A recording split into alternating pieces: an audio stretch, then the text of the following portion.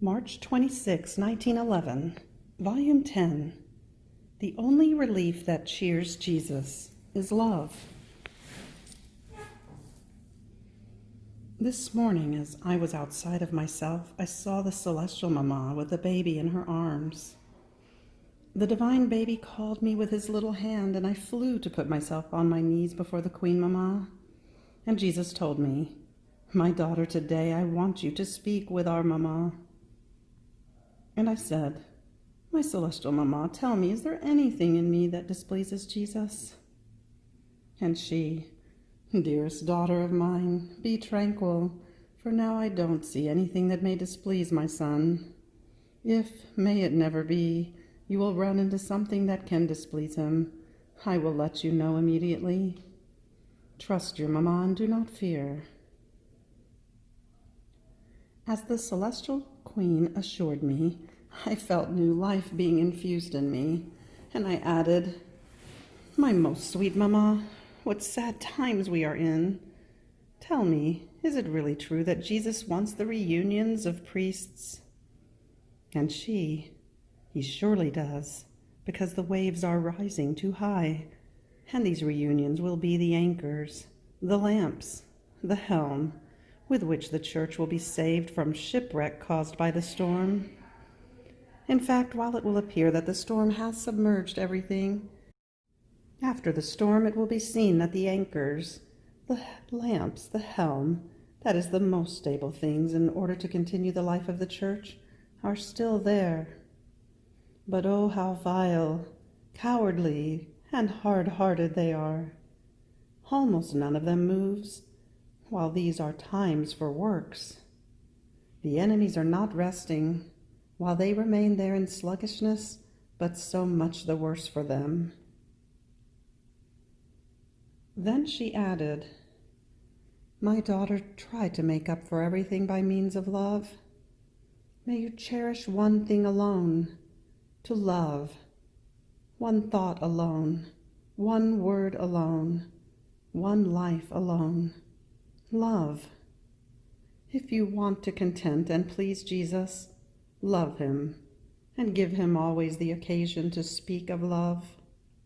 This is the only relief that cheers him. Love. Tell him to speak to you of love, and he will put himself in feast."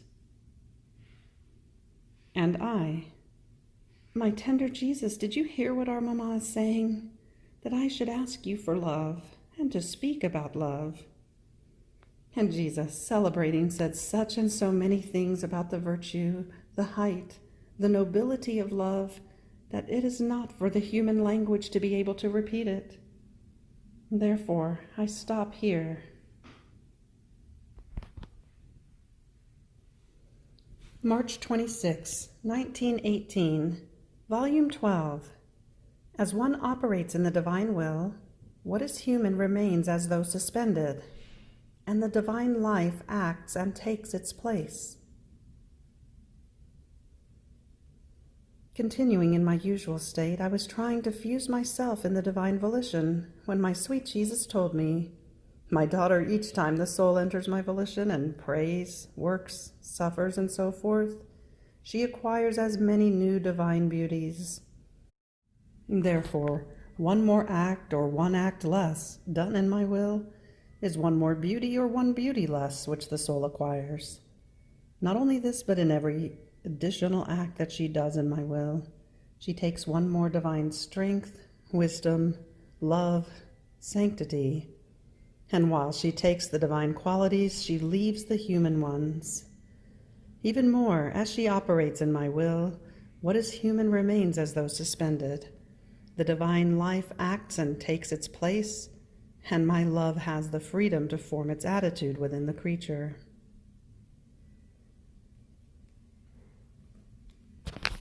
March 26, 1927, Volume 21.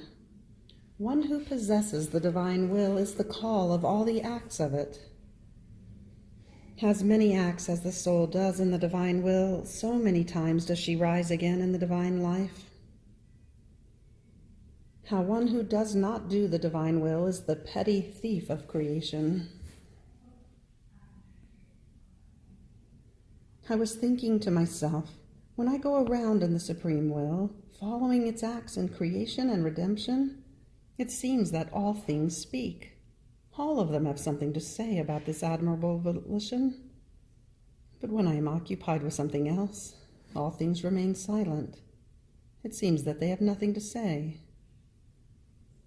But while I was thinking about this, the sun penetrated into my little room, and its light pounded on my bed.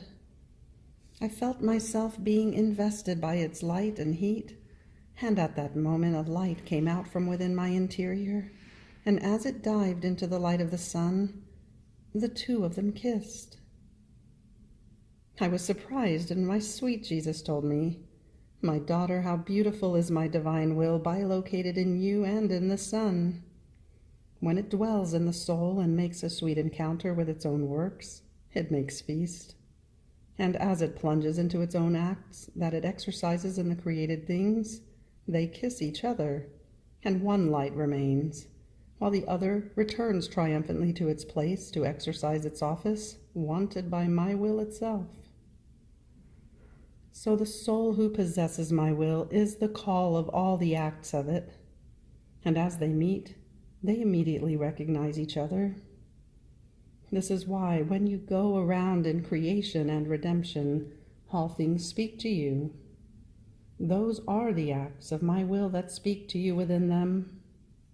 In fact, it is right that one who possesses it knows its life, that while it seems to be divided among many created things and distinct in many different acts, is yet one single act. And it is necessary that one who possesses it be aware of all its acts, in order to form one single act with all the acts of my will. Then, while following the acts that the supreme Fiat had done in redemption, I arrived at when my sweet Jesus was in the act of rising again from death, and I was saying, "My Jesus, just as my I love you has followed you into limbo, and investing all the inhabitants of that place, we have asked you all together to hasten the coming of the kingdom of your supreme Fiat upon earth. So do I want to impress my continuous I love you upon the tomb of your resurrection, so that just as your divine will made your most holy humanity rise again as the fulfillment of redemption, and as the new contract that would restore the kingdom of your will upon earth, in the same way with my incessant I love you, following all the acts you did in redemption, I ask you, I pray you, I supplicate you to make souls rise again in your will, so that your kingdom may be established in the midst of creatures." Now, while I was saying this and other things, my beloved Jesus moved in my interior and told me, "My daughter, as many acts as the soul does in my will, so many times does she rise again in the divine life. And the more acts she does in it, the more the divine life grows, and the more complete becomes the glory of the resurrection. Therefore the foundation, the substance, the light, the beauty, the glory are formed by the acts done in my will. The more contact the soul has had with my will, the more it can give, embellish, and expand. Even more, one who has always lived in my volition, since my will has had its dominion over all the acts of the creature, will possess the act ever new of my Fiat. So not only will she receive the new and continuous act of the Beatitudes from God, but by virtue of my will that she has possessed on earth, she will possess the new act of the Beatitudes within herself, such that as she releases it from herself, it will invest the whole celestial fatherland. And so there will be such harmony between the new act of God and the new act of one who has possessed my will, as to form the most beautiful enchantment for that celestial dwelling. The prodigies of my will are eternal and ever new." After this, I was thinking to myself, how is it that from such a high place, when he was created by God, Adam fell so low after sin? And my always lovable Jesus moving in my interior told me, "My daughter, in creation one was the will that entered the field in creating all things, and by right to it alone belonged the dominion, the regime, and the carrying out of its very life in each thing and being created by it. Now, because man withdrew from our will, the will that reigned on earth was no longer one, but there were two. And since the human will is inferior to the divine, man emptied himself of all the goods of this supreme fiat, and in doing his own will, he took the place away from the divine will. And this was the greatest of sorrows, more so since this human will had come out of and had been created by the divine will, so that everything might be its own property, its own dominion. Now, by withdrawing from our will, man rendered himself guilty of stealing the divine rights, and by doing his will, nothing of the things created by this fiat belonged to him anymore. So he was to find a place in which our creative work did not extend. But this too was impossible for him. This place cannot be found. So while he was not with our will, he would take from the things that belonged to it in order to live. He would make use of the sun, of the water, of the fruits of the earth, of everything. And these were all thefts that he made against us. So by not doing our will, man rendered himself the petty thief of all our goods. How sorrowful it was to see that creation was to serve so many deserters, so many who did not belong to the kingdom of the divine fiat. And for as many creatures as would come to light and would not live in our kingdom, not letting themselves be dominated by our will, so many places would our will lose upon earth. It happened as in a family in which, instead of the father being the one who commands and dominates, all the children command and dominate, who are not even in accord among themselves. One commands one thing, another something else. What sorrow for this poor father in seeing his dominion taken away from him by his children, and what confusion and the disorder in this family. Much more sorrowful for my supreme fiat was that the work of its own creative hands took away its dominion from it, and by doing his own will, he put himself against mine, taking the right to reign away from it.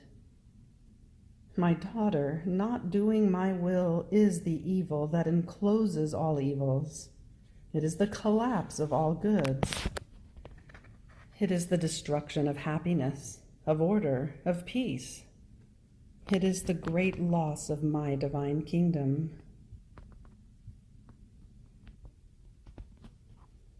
March 26, 1933, Volume 32, Littleness in the Divine Will. How God does the greatest works gratuitously. Example, as with creation and redemption, so with the kingdom of the divine will. In the incarnation, the heavens lowered themselves.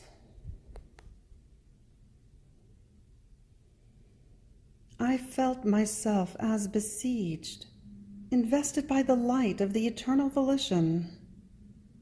My littleness is so much that, fearing for myself, I do nothing other than hide myself even more in this celestial sojourn. Oh, how I would love to destroy this littleness of mine, so that it would feel nothing other than the divine volition alone. But I understand that I cannot do it, nor does Jesus want that it be entirely destroyed. Yet he wants it little, but alive, in order to be able to operate inside of a living volition, not dead, so as to be able to have his little tiny field of action in my littleness that, being little, incapable, weak, with reason must lend itself to receiving the great work of the divine fiat. Now in this sojourn, sometimes everything is silent, pacific, with a serenity such that not even a puff of wind is felt. Other times a light breeze blows that refreshes and invigorates, and the celestial inhabitant Jesus moves himself, reveals himself, and with all love speaks about his royal palace and about what his lovable and adorable volition has done and does. So my dear life, revealing himself, told me, "My little daughter of my will, you must know that the littleness of the creature serves us as the space for where to be able to form our works. It serves us as the nothing of creation, and because it is nothing, we call to life inside of her our most beautiful works. We want that this littleness be empty of everything that does not pertain to us, but alive, so that she would feel how much we love her, and the life of the works of our will that it develops in her. Therefore you must content yourself with remaining alive without you being the master, because this is the greatest sacrifice and heroism of one who lives of divine will, feeling herself alive in order to endure the divine mastery, such that she does what it wants, how it wants, as long as it wants. This is the sacrifice of sacrifices, the heroism of heroisms. Does it seem little to you to feel that the life of one's own volition would not serve oneself, as if it would not have the right to lose one's own freedom voluntarily, so that it would serve my will, giving it its just rights?" Jesus was silent then, as if he could read in my soul about certain doubts of mine that went through me concerning the divine will. He added, "My daughter, the greatest works done by our Supreme Being all have been done gratuitously, without paying attention to if the creatures merited it or would ask us for it. If we paid attention to this, it would have been necessary for us to bind our arms and not do more works. And if the ungrateful creatures do not glorify us, to not even have the good of making ourselves glorified and extolled by our own works, no. One single work of ours glorifies us even more than all the works united together of all the human generations. One complete act of our will fills heaven and earth, and with its virtue and its regenerative and communicative power, it regenerates for us so much glory that it never ends, and hardly are the little drops given to creatures to comprehend it. Indeed, what merit did man have that we created the sky, the sun, and all the rest? He did not exist yet. He could not say anything to us. In fact, creation was a great work of marvelous magnificence, all gratuitous of God. And the redemption, do you believe that man merited it? Indeed, it was all gratuitous. And if he prayed to us, it was because we made him the promise of the future Redeemer. He was not the first to say it to us, but we were. It was our all gratuitous decree that the Word would take human flesh, and it was completed when sin, human ingratitude, galloped and inundated the whole earth. And if it seems that they did something, they were hardly little drops that could not be enough to merit a work so great that gives of the incredible, that a God made himself similar to man in order to place him in safety, and that additionally man had made him so many offenses. Now the great work of making known my will so that it could reign in the midst of creatures will be a work of ours completely gratuitous. And this is the mistake, that they believe that it will be the merit and on the part of creatures. Yes, it will be there as the little drops of the Hebrews when I came to redeem them. But the creature is always creature.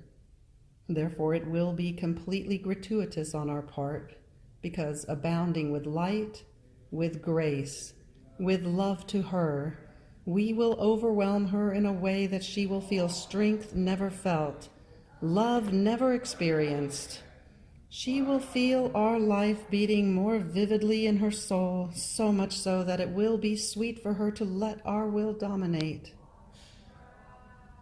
This life of ours still exists in the soul. It was given to her by us at the beginning of her creation, but it is so repressed and hidden that it is as if she did not have it. It is like the fire under the ash that, covered and as crushed under it, it does not feel the benefit of the life of the heat. But suppose a strong wind, the ash disperses from over the fire, and the fire makes its life seen and felt. The same strong wind of the light of my fiat will place in flight the evils, the passions, that as ash hide the divine life in them, and feeling it vividly, they will be ashamed to not let our will dominate. My daughter, time will say everything, and those who do not believe will remain confused. After this, I followed the divine will in the incarnation of the Word in order to make my love, my adoration, and thanksgiving run in this act so solemn and full of tenderness and excessive love that heaven and earth are shaken and remain mute, not finding words worthy to extol an excess of love so amazing. And my sweet Jesus, with a tenderness as to break my heart, told me, "Dearest daughter, so much love was in my incarnation that the heavens lowered themselves and the earth elevated itself. If the heavens had not lowered themselves, the earth would not have had the virtue of elevating itself.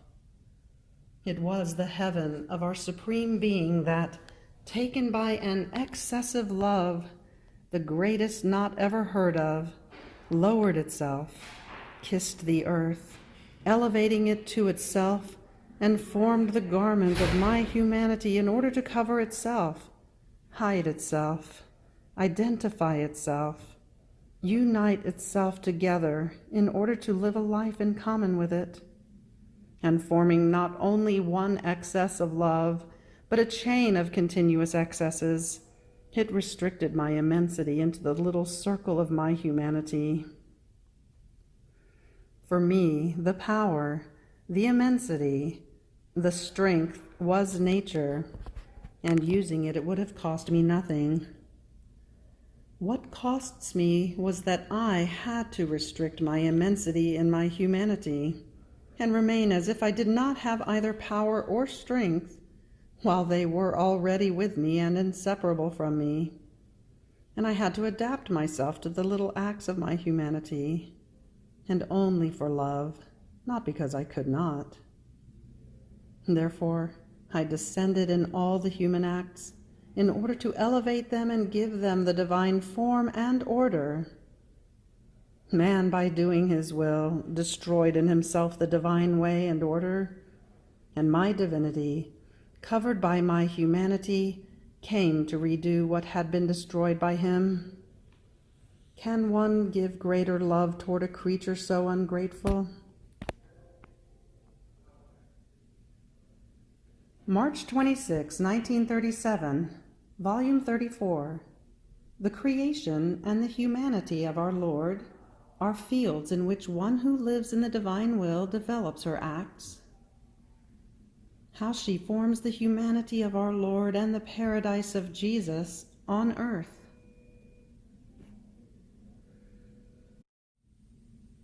My flight in the divine fiat continues, and in it I feel that everything is mine, and I feel the need of knowing, of loving what belongs to me, and that with so much love he has given to me.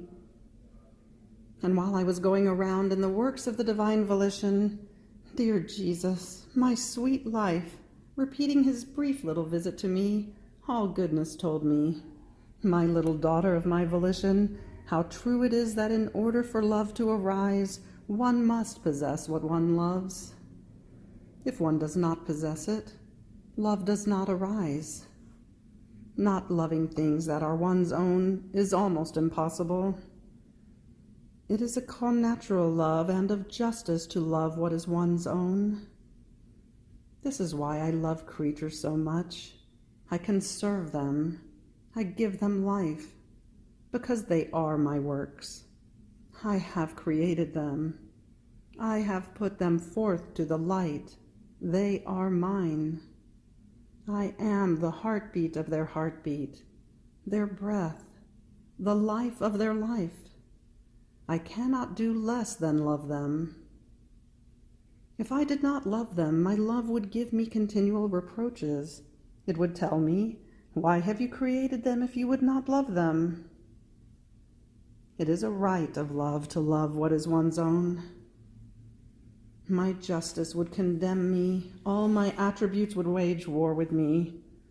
This is why, in order to be loved by the creatures, I say, I am your God, your Creator, your celestial Father. I am your everything, as indeed I am. Here also is the reason why I tell to the one who wants to live in my volition, everything is yours. The sky, the sun, the whole creation is yours. My life is yours. My sufferings, even my breath, is yours. This is why you feel the need to love as I feel it, to love what is yours, what your Jesus has given to your possession. Now you must know that the creation and my humanity are fields where the soul develops her acts when she does and lives in my divine will. Having been given the possession of it, she feels the need of circulating, like blood in the veins, in the works of her Creator. She wants to know their value, the good that they do, the office that they occupy, also in order to love them even more, in order to appreciate them, and also in order to feel happier, richer by the so many goods that she possesses. This is why now she comes near the sun in order to know the secrets of its light, the rainbow of its colors, the virtue of its heat, its continuous miracle that it develops on the face of the earth, that only by touching it with its light, it vivifies, it colors, it sweetens, it transforms. And oh, how she loves the sun because it is hers, and she loves even more He who has created it. She does the same with all the other created things. She wants to know the secret virtue that they contain in order to love them some more, and in order to be grateful, and to love even more He who has given her the possession. Therefore, there is nothing to marvel that the one who lives in my divine fiat comes to be called the heiress of the whole creation. Now, from the field of the creation she passes to the field of my humanity. But who can tell you then, my daughter, about the marvels that happen in this living field? Not works alone as in the creation, but of human and divine life. They put themselves at my place, nor can I refuse myself, because I am of them. They have the right over me, and I am happy that they possess me, because they will love me even more. Now, in this field of mine, these creatures repeat my life. They love with my own love. Their acts, fused with mine, form so many suns, skies, stars. Oh, how much more beautiful than those of the creation that fill the field of my humanity. Oh, how I feel myself loved and glorified, because these suns, skies, and stars are not mute as those of the creation, but they are speaking suns with the fullness of reason. And how well they speak about my love. They speak and they love me. They speak and they tell me the history of souls and that of my love. And therefore they win my favor such that I must place them in safety. They speak and they cover themselves with my sufferings in order to repeat my life, and I feel these souls flow in my tears, in my words, in my works and steps, and I find in them refreshment in my sufferings, my support, my defense, my refuge. And so much is my love for them that I arrive at calling them my life. Oh, how I love them! I possess them and they possess me. To possess and love even to folly is all the same. Now these souls who live in my will are disposed to receiving all the sufferings of my humanity, because it being impossible for me to suffer because I am glorious in heaven, my will with its omnipotent breath creates the sufferings, the sorrows, and forms there my living humanity that substitutes for me in everything. And they are the new saviors who give their life in order to save the entire world. In fact, from heaven I look at the earth, and I find as many Jesuses who, taken by the same folly of my love, give their life at the cost of sufferings and of death, in order to tell me, I am your faithful copy. The sufferings make me smile because I enclose souls. And I, oh, how I love them. I do not feel alone any more. I feel happy and victorious because having company in developing the same life, in suffering the same sufferings, in wanting what I want, is my greatest happiness and my paradise on earth.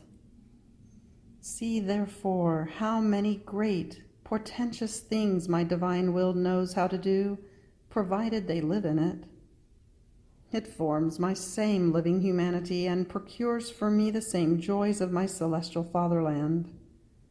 Therefore take to heart to always live in my will. Do not think of anything else, because if you do this, I feel my love broken in you.